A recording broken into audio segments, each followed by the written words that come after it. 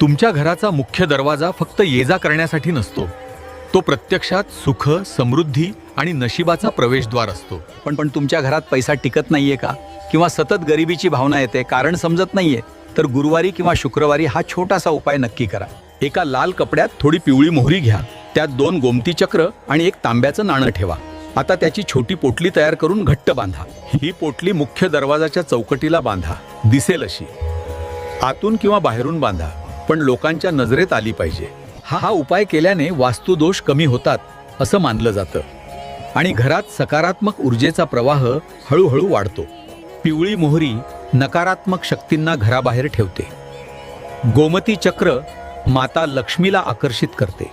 ज्या उंबरठ्यावर हा उपाय होतो तिथे गरिबी थांबत नाही, अडकलेली कामे मार्गी लागतात आणि मन हलके होते.